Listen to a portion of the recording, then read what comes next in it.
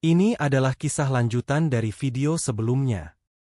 Agar mendapat pemahaman yang lebih baik dan lebih utuh, sebaiknya simak video sebelumnya terlebih dulu, karena kisah ini akan langsung melanjutkan kisah pada video sebelumnya. Mari kita mulai, dan selamat menyelami dunia misteri.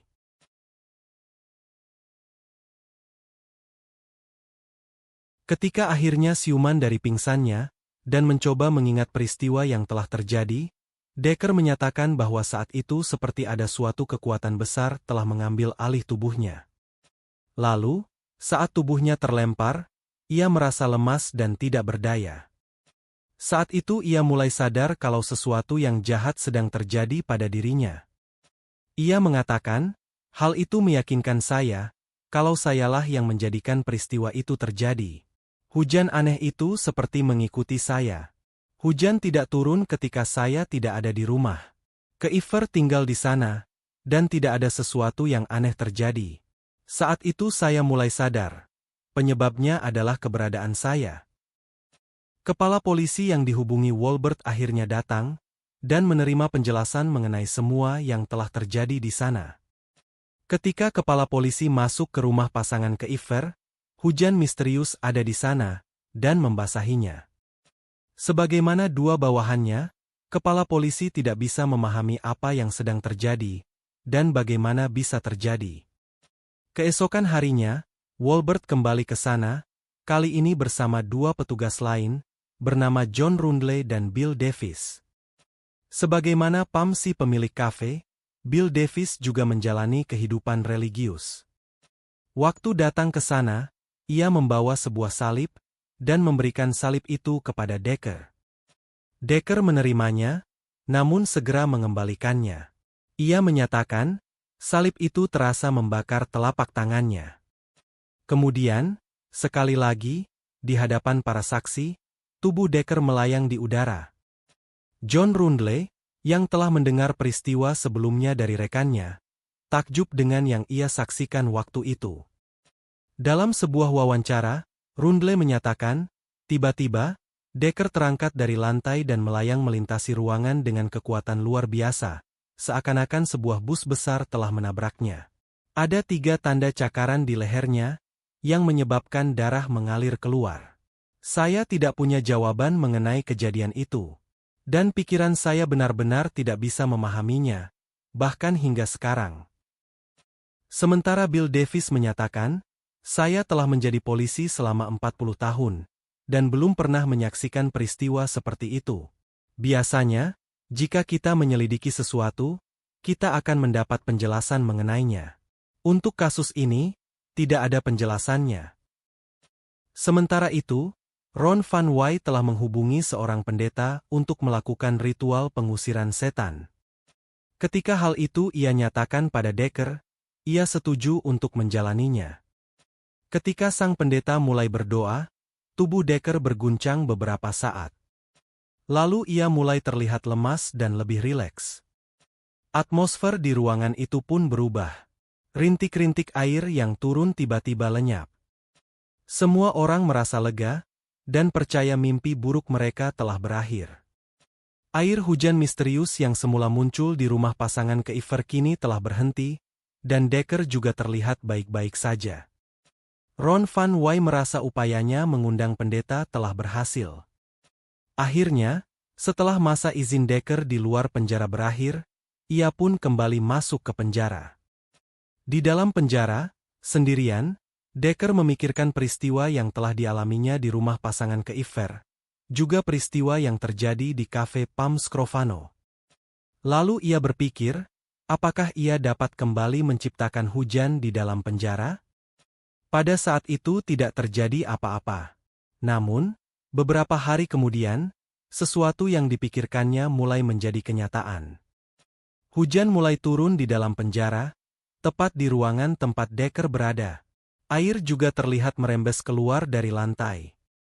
Sipir penjara, bernama Dave Keenhold, kebingungan mendapati air yang muncul di ruangan Decker.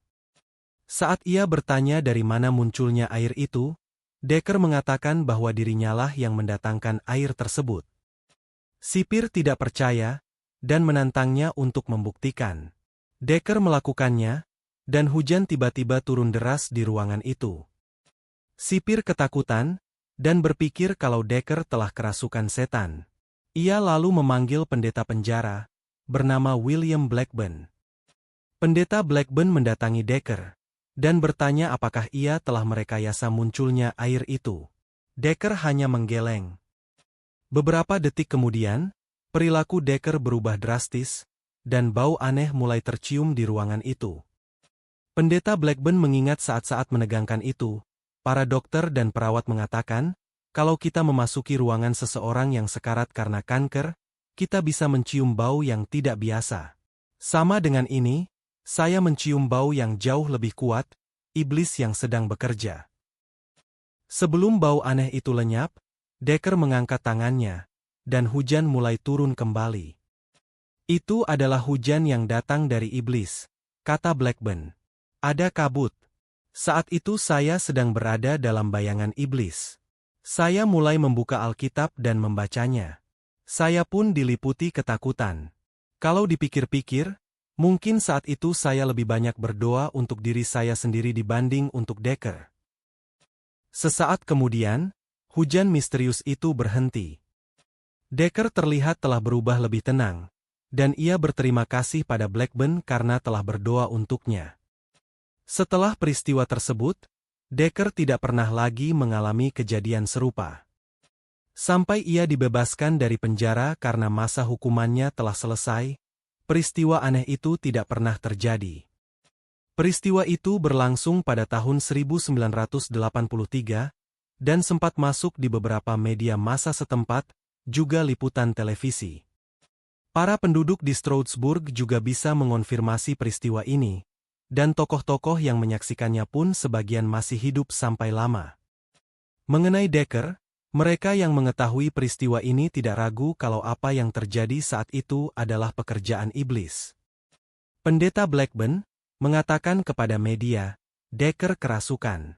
Tidak ada keraguan di dalam pikiran saya. Tidak mungkin ada manusia yang dapat melakukan seperti yang dilakukannya di ruangan itu.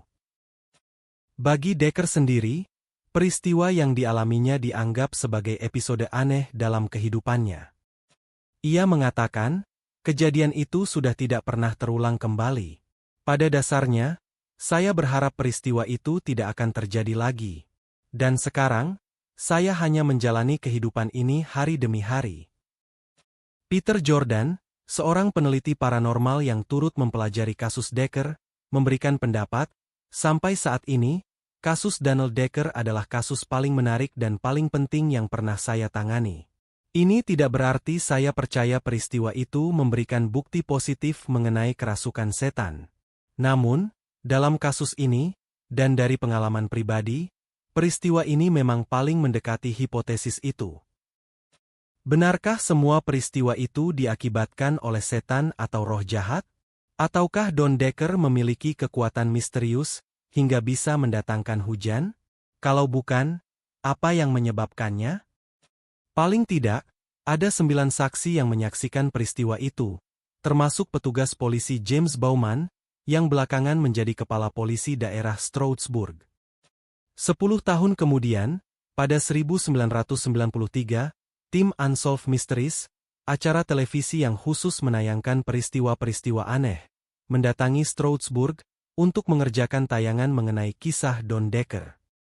Mereka telah menemui James Bauman, yang menjadi kepala polisi di daerah itu, yang juga telah mengonfirmasi kebenaran kisah itu, karena ia sendiri menjadi salah satu saksi. Setelah menyelesaikan semua wawancara yang dibutuhkan, 9 kru Unsolved Mysteries kembali ke motel untuk tidur dan beristirahat.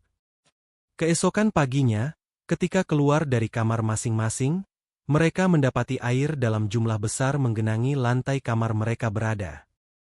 Anehnya, lantai lain yang tidak ditinggali kru tidak mengalami masalah ini. Tidak ada satu orang pun yang bisa menjelaskan asal-usul air yang misterius itu. Belakangan, misteri ini terkenal dengan sebutan Rain Boy atau Rain Starter, dan dianggap salah satu misteri yang paling membingungkan, dan pernah diberitakan oleh banyak media lokal, hingga akhirnya ditayangkan acara televisi Unsolved Mysteries pada 10 Februari 1993. Jangan lupa like, komen, share dan subscribe, agar tidak ketinggalan kisah-kisah misteri lain di channel ini. Sampai jumpa di kisah berikutnya.